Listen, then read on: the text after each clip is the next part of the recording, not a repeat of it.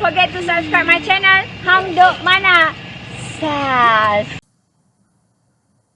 Assalamualaikum. Selamat datang lagi ke channel Hang Duk Mana. Mari kita dengar respon Datuk Kamal Amir tentang isu 18 hari bulan kononnya tarikh perubahan kerajaan.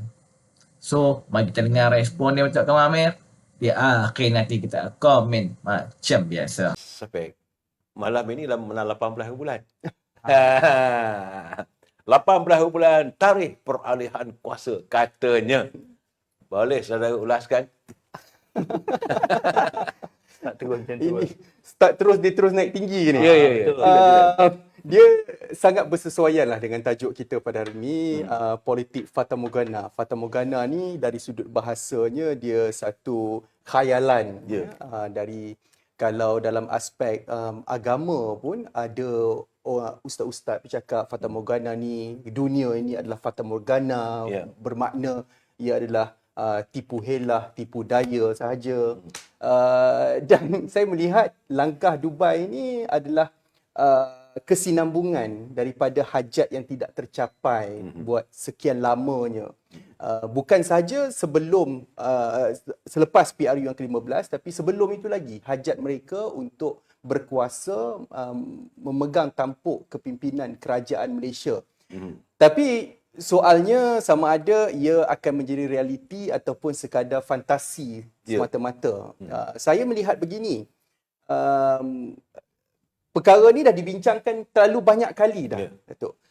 Daripada PRU 15, kalau kita ingat ada satu janji kononnya bulan 4 akan tukar kerajaan sebab kerajaan ni tak perform, tak cukup jumlah dan sebagainya. Katanya dah cukup jumlah dah nak bentuk kerajaan bulan 4, tapi tak Jom lah.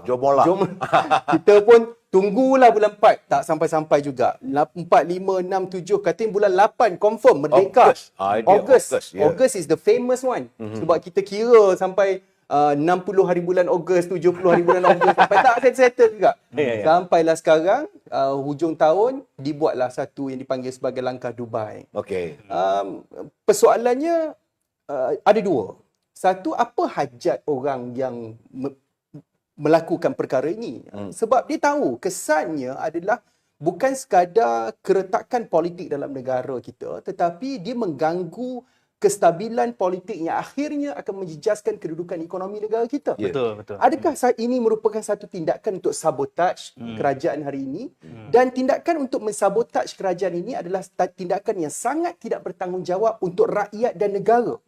Ini yang menjadi masalahnya. Kalau nak kuasa, you buat betul-betul senyap-senyap, you dapat number, you persembahkan and then you form a government. That's fine. Tapi you hari-hari berwirid soal nak tukar kerajaan ni, tapi you tak buat pun. Sampailah 18 bulan. Sampailah 18 bulan ni. Hari ni. Saya difahamkan, saya sebelum datang sini terbuka TikTok, ada tengok satu video orang yang berada di luar negara bercakap soal katanya langkah Dubai ni takkan berlaku pula. Dia kata dah terlambat, numbers tak cukup lah sekarang, PMX strengthen the power.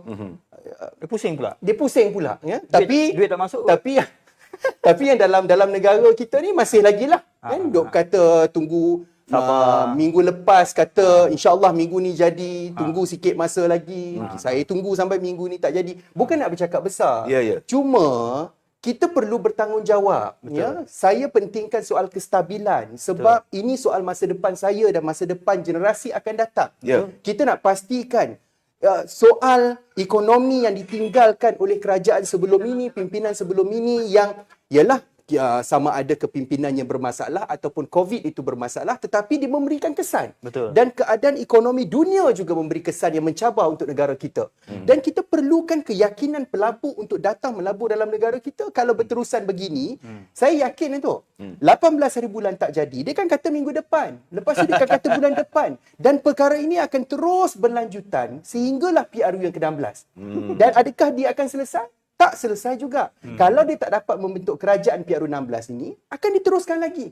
Sebab itu saya suka apabila Yang Amat Berhormat Timbalan Perdana Menteri mengesyorkan supaya diadakan satu rang undang-undang kerajaan sepenggal. Ya. Ya, supaya kita dapat memastikan inilah jaminan kestabilan.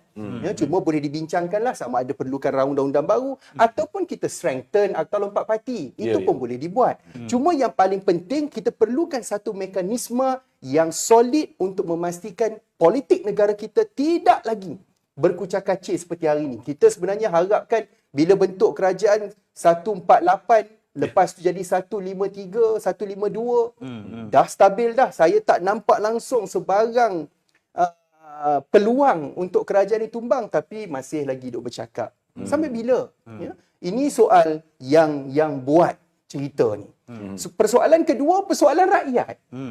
Macam mana rakyat boleh percaya benda ni? Itulah nak tanya. Yang itu pun saya tak faham.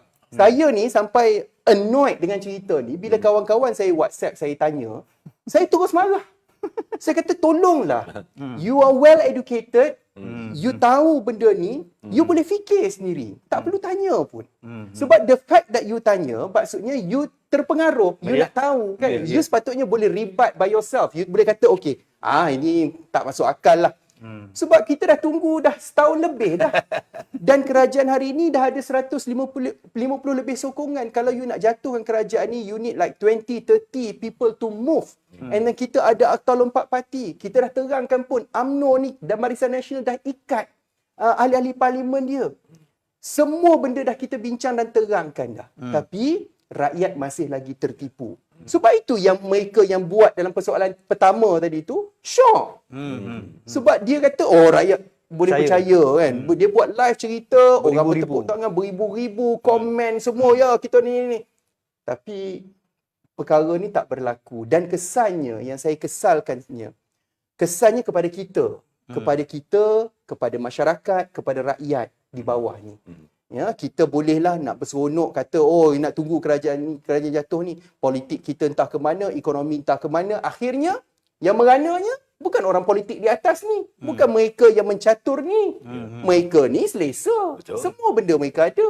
Yang akhirnya menerima kesan kepada ketidakstabilan politik dan ekonomi ni adalah rakyat di bawah. Ya, rakyat bertanya kenapa ni pelabur tak masuk, kenapa ringgit jatuh, kenapa itu, kenapa ini. Antara faktor terbesarnya adalah disebabkan kestabilan kita. Ini kalau you buka lah buku mana-mana pun, you bincanglah dengan mana-mana scholars pun, mereka akan mengatakan faktor penentu kepada jaminan ekonomi sebuah negara itu adalah disebabkan oleh kestabilan politiknya. Sebab pelabur nak pastikan ada jaminan dia boleh melabur di sebuah negara yang stabil. Jack, kita ni pandangan, saya melihat Syafiq ni sebagai anak muda, alangkah baiknya kalau lah dia menang hari tu Jack. Tapi nasib belum lagi, mungkin ada masa akan datang. Kemenangan yang ditangguhkan saya panggil. Kemenangan yang ditangguhkan. So, Jack, boleh you kita grill sikit, Jack? Boleh. Sila, Jack. Okeylah, tadi dari Syafiq ada sebut you tak faham. Kenapa orang di bawah-bawah ni boleh percaya? Mungkinlah 3 orang yang kita nampak sebagai pempengaruh media sosial ini, khususnya di TikTok ini, dia silap profesional kot. Kalau dia jadi orang jual insurans tu lagi laku lah, rasa adalah hasilnya. Tetapi kita pun tahu mereka ini dibayar.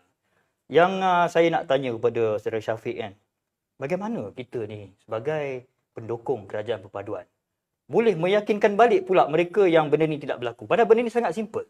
Kita buat tengah malam, hampir setiap malam kita melakukannya, tetapi tidak nampak berjaya.